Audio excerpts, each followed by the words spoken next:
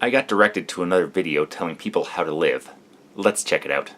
Essentially, transgender ideology holds that people can be born into the wrong body.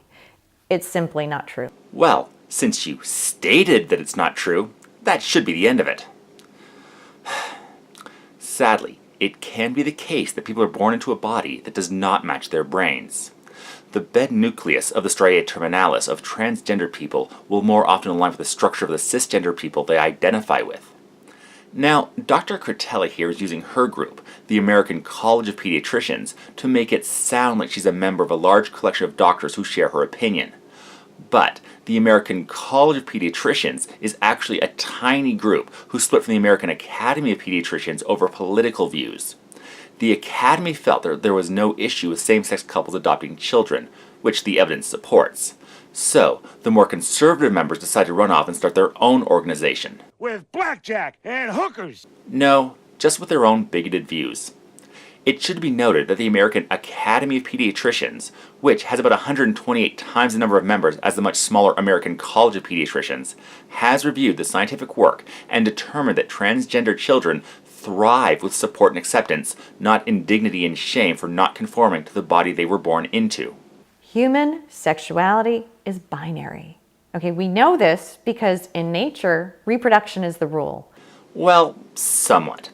While it is the norm that most people will fall into a sexual identity that will make them more likely to breed, it isn't the rule. As I've talked about in many of my videos defending evolution, reproduction with slight differences is the main driving force for biological diversity. However, we are not in any way bound by what nature has determined to be the norm.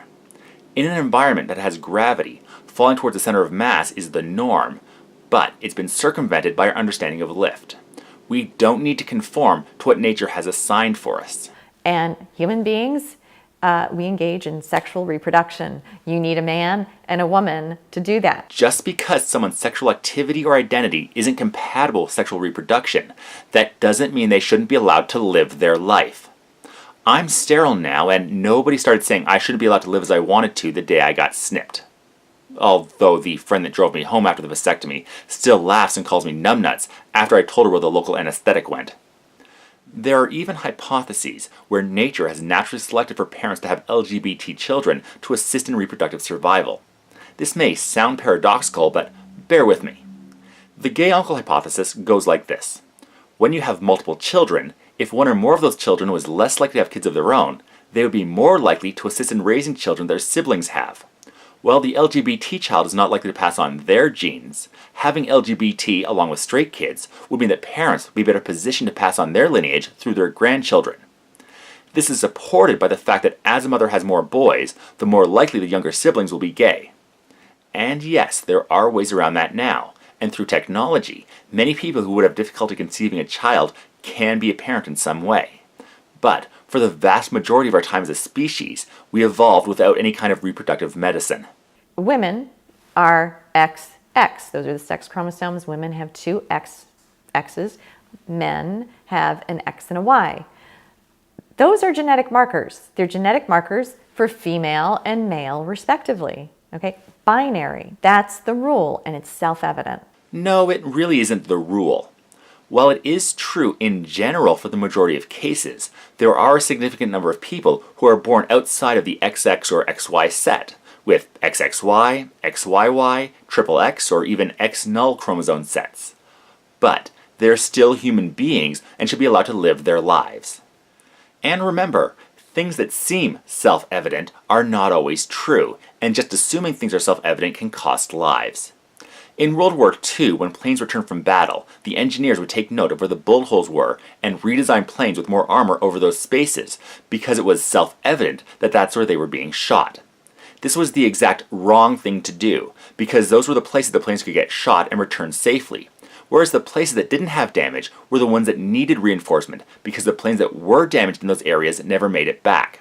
What was self-evident was also incorrect. Transgender, someone who identifies as transgender, however, that's not a problem in their body. Gender identity, all identities, they're in our thoughts. Thoughts and feelings, those are not hardwired, they develop. And They may be factually wrong or factually correct. Our thoughts and feelings come from our brains. When someone's brain is wired in a certain way, they will think in a certain way. Those thoughts are what make us individual people. Now, if a person's thoughts led them to identify as a gender that isn't what they were born with, they should be allowed to live as the gender they see themselves as. As I mentioned earlier, the brain structure of a transgender person will more likely look like the brain of the gender they identify with, not with the brains of most people of their physical gender. So yes, how they perceive themselves is in many ways hardwired into the brain. The definition of a delusion is a fixed false belief. So if I persistently, consistently insist that I am Margaret Thatcher, or persistently, consistently insist that I am a cat, or I'm an amputee trapped in a normal body, I am delusional. The non-human argument. Great.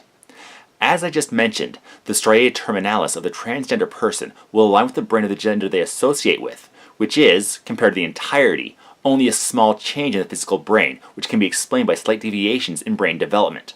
In order to think you're a completely different species in a similar fashion, it would mean a complete reworking of the brain to be more similar to feline, an idea that is so unlikely as to be impossible. And as far as I know, there's no Margaret Thatcher lobe in the brain. So anybody who associates themselves with a famous person is actually suffering from a delusion. And in fact, there are people who believe they are amputees trapped in a normal body. They are appropriately diagnosed as having body identity integrity disorder. If you want to cut off an arm or a leg, you're mentally ill. But if you want to cut off healthy breasts and genitals, then you're transgender and you don't have a mental illness. First off, false equivalency. The vast majority of studies of people who go through transgender surgery have shown a marked improvement in their lives. Studies into BIID, body identity integrity disorder, shows that therapy and antidepressants were helpful in patients getting over their condition. There is no known procedure to make somebody conform to a gender they do not identify with. Second, not every transgender person will go through gender reassignment surgery or even have hormone replacement therapy. Those that do will do so because it's the best way to live the life the way their brains tell them that they are. Individuals with disorders of sex development are being used as pawns in the fight for basically a civil right to a mental illness. There's no such thing as a civil right to a mental illness, but that is in fact what we are dealing with the transgender rights movement. People should have the right to live life as they want to, as long as they're not harming anybody. If their brains are formed in such a way that causes them to identify as a gender they were not born into, they should be allowed to live their life as their brains dictate and modify their body if that's the best way to express themselves. If someone's brain and body do not match up, in many cases it will be incumbent to modify one to match the other in order to allow them to live the best life possible. Since modifying the brain is impossible at this time, and, more importantly, would alter the personality of the person it was done to, it's a better option to modify the body to match how they see themselves. Girls will be boys and boys will be girls. It's a mixed up, muddled up, shook up world. It's up and roll. La la la la la.